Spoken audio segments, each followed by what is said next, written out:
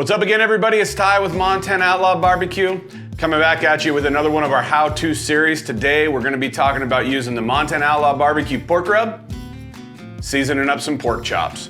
We're gonna show you how to lightly season these as opposite of our big competition pork butts that we do and the ribs that we do.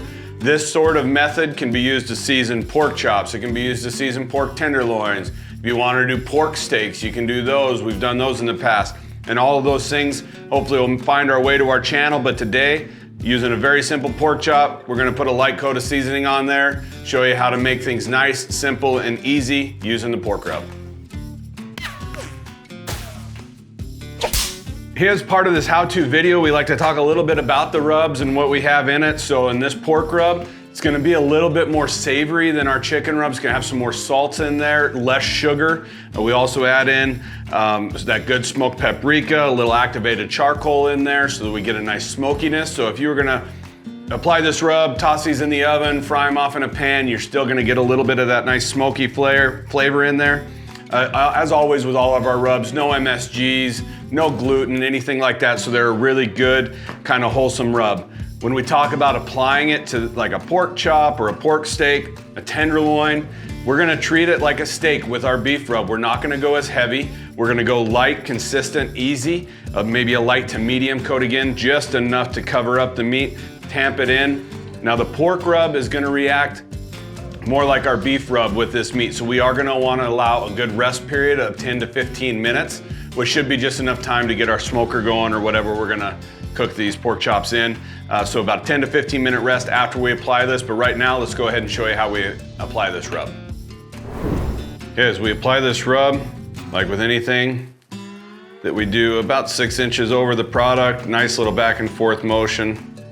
These are good thick cut pork chops, so we can go a little more towards that medium side, I would say. If I was doing a thinner cut, I might not put it on quite this heavy. I'd probably really go more light.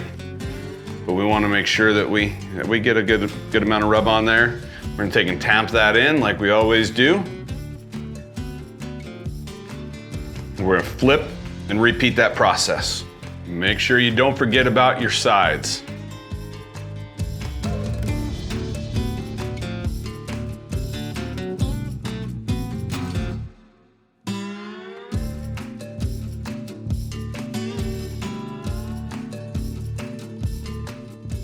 All right, so we've come to the end of our how to apply our pork rub to smaller cuts. You can see we've let this pork sit now for about 10 to 15 minutes. You can see that salt reacting with the meat there is pulling some of that moisture out.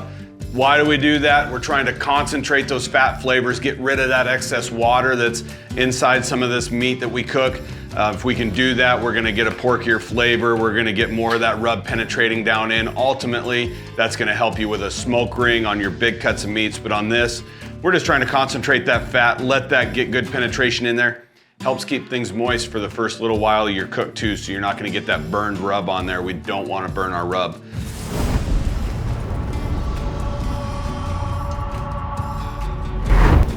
When you apply our Montana Outlaw BBQ pork rub as a secondary rub like we are here, you want to make sure you're putting on a good heavy coat. If you don't put on a good heavy coat that's just enough to cover the meat, you're really not going to get that level of flavor, that depth of flavor that we're looking for when we layer multiple rubs or more on a certain cut of meat. If you'd like to see how we finish these ribs out, make sure you tune in to all of our videos on our YouTube channel here. You'll find it under the competition series.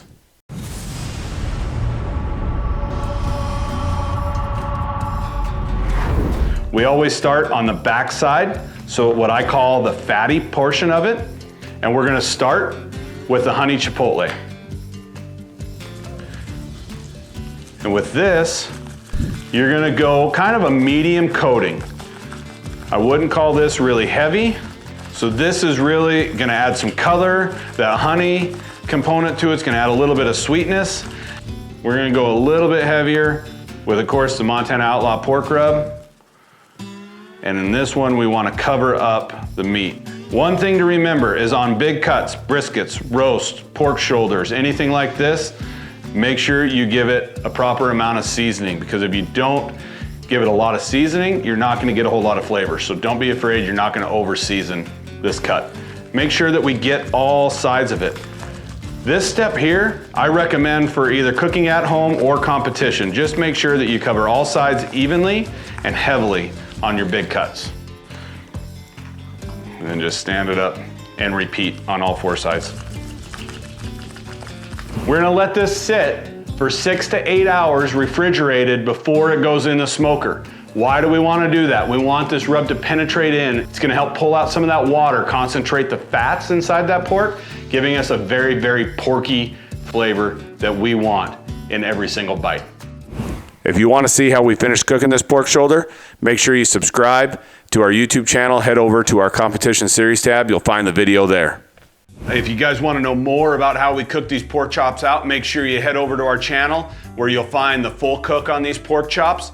But for now, make sure you hit the subscribe button, tap the bell. You don't want to miss any of our upcoming videos. Drop a comment down below on other things you want to see us cook using our rubs, other rubs that may complement ours. We want to hear from you. We all want to cook what you want to see. And so let us know. We'll do our best to do it. But for now, make sure you tap the subscribe button, hit the bell. You don't want to miss any of our upcoming videos. Happy holidays from Montana Outlaw BBQ.